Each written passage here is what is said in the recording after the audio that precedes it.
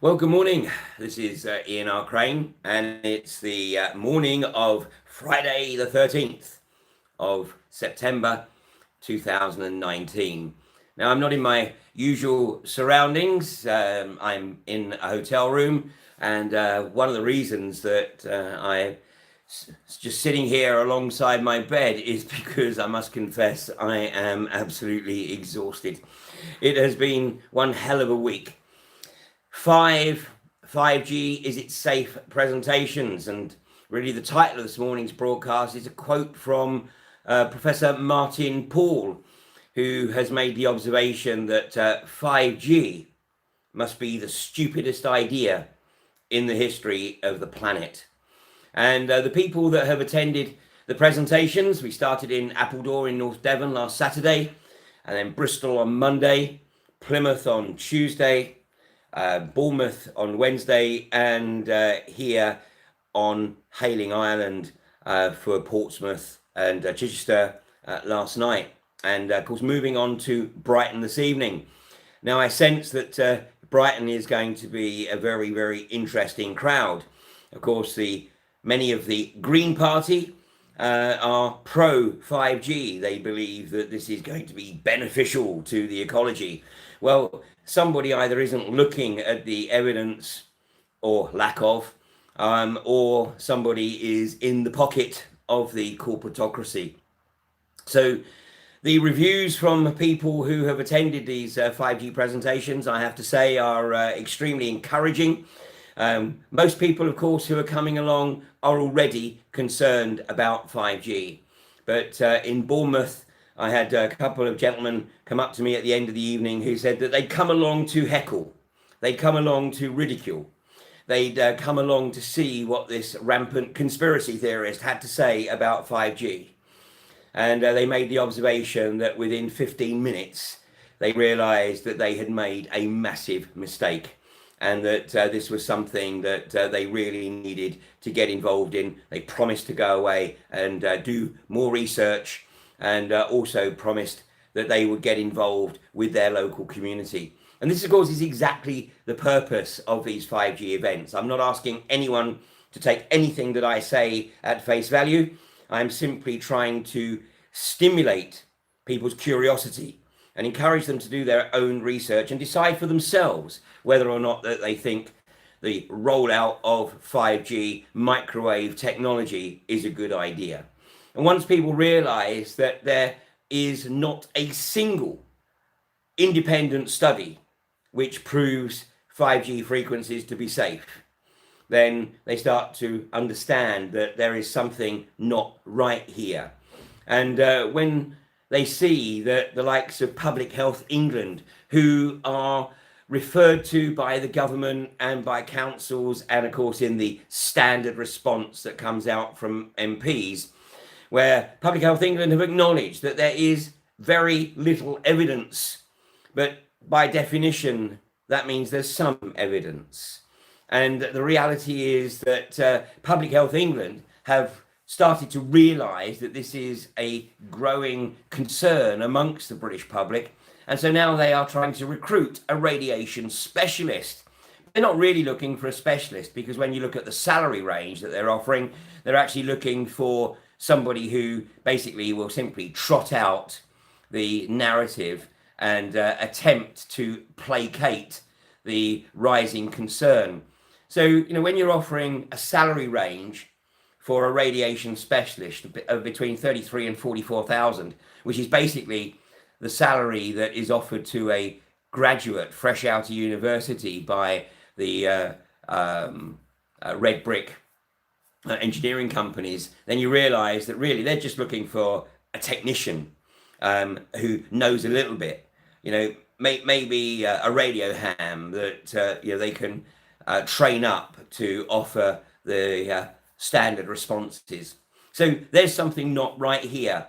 And, we are starting now to further develop this groundswell that has really kicked off in the southwest, from Glastonbury, Stroud to a lesser extent, Taunton, and of course Totnes. Not to forget Frome, but Totnes that has put a moratorium on the rollout of any further telecoms technology within the borough, but at the same time acknowledging that that moratorium has very little teeth, thanks to the British government making the rollout of 5G a nationally significant infrastructure project. And because the wider public have now started to realise that the culling of trees, of which have been well over 100,000, the culling of trees is directly related to the rollout of 5G, because the transmitter receivers need absolute unblocked line of sight. So now they've issued a consultation document where the proposition is that phone masts permitted to be erected without any planning permission, due to the fact that it's a nationally significant infrastructure project, could be doubled in height. So the proposition now is for 5G phone masts, master phone masts, to feed the slave masts, but these phone masts to be 165 feet tall. So still no reference, of course, to the health issues. And there was a gentleman in the audience in Bournemouth who was ex-Navy, and he made the observation that way back in the 70s, around about the time that the American Navy, Naval Research Institute, issued their report on the dangers associated with microwave technology. But he said that the sailors on board the ships in the middle of winter used to go and stand by the radar because it was warm. Of course, they didn't realize that they were actually getting cooked. And these sailors realized that, this heat was melting chocolate in their pockets. And so they started bringing up hot dogs and heating up the hot dogs. And like I said, without any realization that they were actually standing in the equivalent of an open air microwave oven. And this is now what is being rolled out across a largely unsuspecting British public. So if you are interested, or even if you think that I'm talking a whole crock here, then come along and listen to the evidence, and then of course go away and do your own research. And I have absolutely no concerns if the industry want to send along people to try to undermine what I'm presenting, because everything I present is backed up with hard evidence. And if I don't have the evidence on hand, I can certainly point you in the direction as to where you can find it. So this is quite possibly the greatest threat to humanity. And of course, the whole ethos and purpose of rolling out 5G is that it can link in to artificial intelligence. It's a massive surveillance and control network, and it certainly doesn't benefit humanity. And to again requote Professor Martin Paul, this must be the stupidest idea in the history of the planet. Now, I've had a lot of emails from people who are frustrated that the 5G Is It Safe tour isn't coming to their location. Well, there's only so many days in the week, and unfortunately I can only devote, at least at this juncture, so many weeks to the tour. So I'm coming to the end of the first week, got 4 more weeks of solid 5G Is It Safe presentations, and all the information on those tour dates is on my website, that's ianrcrane.com, and also on alternativeview.co.uk.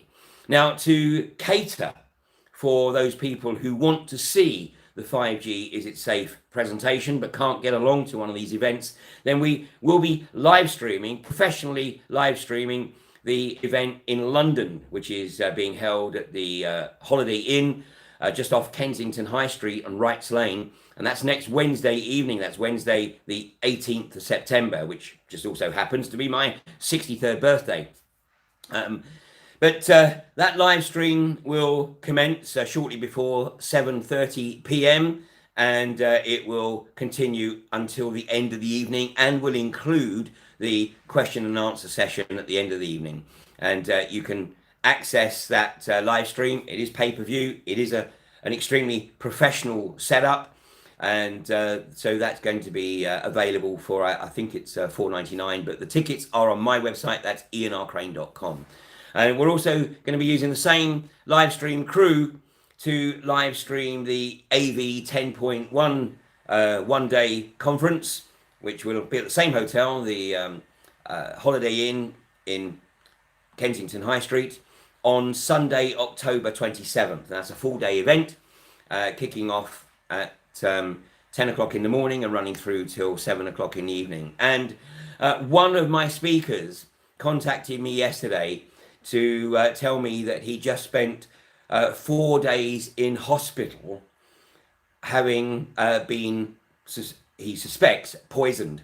And in fact, the specialist unit that he was in for the last 4 days confirmed that, in their opinion, yes, he had indeed been poisoned. So somebody doesn't want some of the information that's going to be presented at AV 10.1 out there.